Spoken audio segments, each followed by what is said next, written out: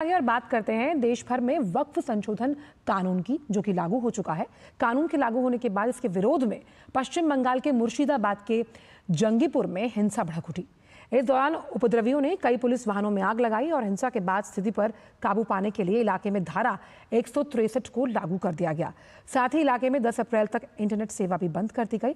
दरअसल पश्चिम बंगाल का मुर्शिदाबाद वो क्षेत्र है जहां 66% मुसलमान हैं, इसलिए यहाँ वक्फ संशोधन बिल का सबसे अधिक विरोध हो रहा है। उपद्रवियों के हौसले इतने बुलंद हैं कि हिंसा को रोकने के लिए पुलिस पर उग्र प्रदर्शनकारियों ने हमला कर उनकी गाड़ियों को तोड़ दिया और उसे आग के हवाले कर दिया। वहीं इन हिंसक प्रदर्शनों का विरोध करते हुए जम्मू कश्मीर विधानसभा में नेता प्रतिपक्ष सुनील शर्मा ने कहा कि ये कानून मुस्लिम समाज की भलाई के लिए है, इसका हर किसी को खुले दिल से स्वागत करना चाहिए। ऐसा तत्व देश में अभी मौजूद है जो धार्मिक भावनाओं के आधार पे कुछ क्षेत्रों में अशांति पैदा करने की कोशिश कर रहा है। जो मुर्शिदाबाद में घटना सामने आई है वो भी उसका एक हिस्सा है, एक भाग है। अन्यथा अधिकांश लोग, मैक्सिमम मेजॉरिटी जो मुस्लिम समुदाय के लोग हैं, वो इस वक्फ अमेंडमेंट बिल से खुश हैं। उन्होंने इसमें खुशियां भी मनाई, लेकिन ऐसा तत्व बहाना ढूंढता है, बहाना बनाता है अशांति पैदा करने का, वो इसमें अभी इन्वॉल्व है, मुलव्वस है। ऐसे मुद्दों को लेके कुछ क्षेत्र में ज़बरदस्ती इस प्रकार की घटनाओं को अंजाम देके ये लाइमलाइट में रहना चाहते हैं। और इसी पूरे मुद्दे पर बात करने के लिए हमारे संवाददाता प्रसन्नजीत जुड़ गए। प्रसन्नजीत, आगजनी, पत्थरबाजी और बवाल, वक्फ पर क्यों जला बंगाल? अगर मैंने कुछ पॉइंट्स में आपके जरिए समझने की कोशिश करें तो जिस कानून को मुस्लिम समाज की भलाई के लिए लाया गया, आखिरकार मुर्शिदाबाद में क्यों इस तरह की घटना सामने आई?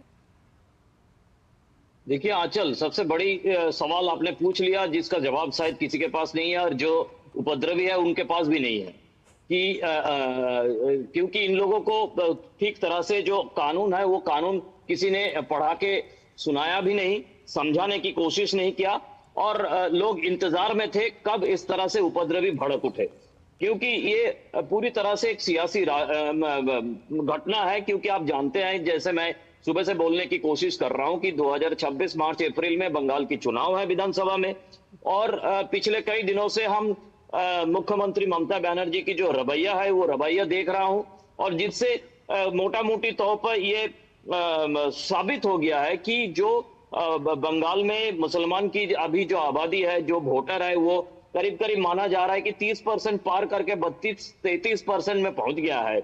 और वहां पे किसी का कोई मतलब, कम से कम तृणमूल कांग्रेस की तरफ से कोई कोशिश नहीं है कि लोगों को समझाए कि ये कानून किस लिए बना है, ये कानून उनके लिए। ये जो लोग पथराव कर रहे हैं, आप दिखा रहे थे, इनको पता ही नहीं है कि वक्फ क्या है और क्यों अभी तक इनको कोई वक्फ का जो सुविधा है वो मिला नहीं है।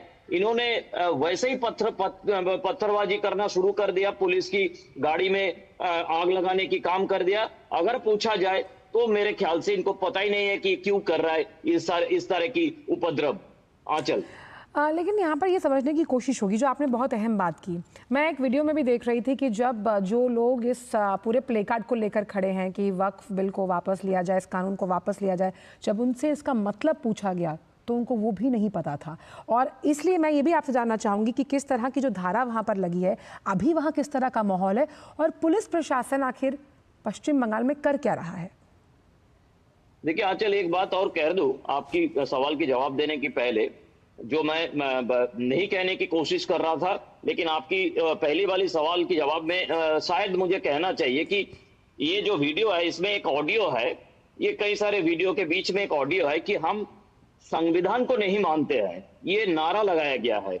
तो मतलब जिन लोगों ने ये सब कुछ उपद्रवी को भड़काया है, उन्होंने इनका दिमाग में ये भी घुसाया दिया कि हम देश में रहते हैं लेकिन देश की संविधान को नहीं मानेंगे, और ये नारा लगाया गया कल शाम को इस जंगीपुर में। तो ये काफी खतरनाक है।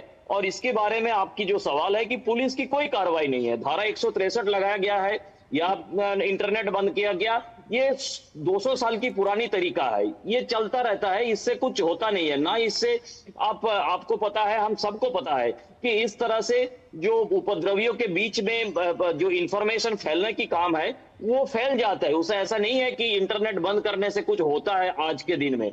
क्योंकि अगर जंगीपुर में आप इंटरनेट बंद किया तो बाजू में फरक्का जाके लोगों को इंटरनेट या किसी दूसरे जगह पे इंटरनेट मिल जाएगा। और खास तौर से मैं तो ये बताऊं कि ये ऐसी जगह है जहां पे बांग्लादेश के भी इंटरनेट आ जाते हैं कभी कभी। तो ऐसे ये सच है, मैं मजाक नहीं कर रहा हूँ। वहां की ग्रामीण फोन का सिग्नल भी आ जाता है, इंटरनेट भी आ जाता है। अगर किसी ने एक्टिवेट करके रखे है तो वो भी इस्तेमाल कर सकते हैं। तो ये तो इसीलिए जो करना चाहिए था कि इन लोगों के बीच में जाके इनको समझाना कि आप जिनकी कहने पर इस तरह की बात उपद्रव कर रहा है ये ठीक नहीं है, ये पुलिस की तरफ से नहीं किया गया। और जिनको गिरफ्तार करना जरूरी था वो भी नहीं किया गया। तो मतलब मेरा कहने का मतलब यह है कि हम काफी चिंतित है कि आने वाले 2 दिन में हम नुपुर शर्मा की विवाद के समय पे देखे थे, हम सीएए की विवाद के समय पे देखे थे, इसी मुर्शिदाबाद किस तरह से हमारी नाक में दम करके रखा था। तो अब ठीक है, आज रास्ते में लोग कम है, दुकान बाजार सब कुछ बंद है, पुलिस की मार्चिंग है, लेकिन हो सके तो ऐसा ही रहे, आगे यार कुछ ना हो, ऐसे हमारी क्या उपद्रवियों की कोई पहचान हो पाई है कि आखिरकार वो किस गुट से ताल्लुक रखते हैं? क्योंकि इतने बड़े तौर पर एक घटना को अंजाम देना, आगजनी करना, पथराव करना और उसके साथ साथ वो पब्लिक प्रॉपर्टी है उसको नुकसान पहुंचाना, ये सुनियोजित तरीके से की गई साजिश की ओर इशारा करता है। देखिए, हम पत्रकार के हिसाब से बता सकते हैं कि मुझे पता है कि कौन कौन इसके पीछे है, कहां कहां से आए हुए हैं। लेकिन आंचल, आप जानते हैं कि हम नहीं कह सकते अभी, जब तक पुलिस की तरफ से कुछ नहीं बताया जा रहा है। लेकिन हमें पता है कि सुनियोजित तरीके से इसको पीछे से पिछले कई दिनों से करने की कोशिश किया जा रहा है।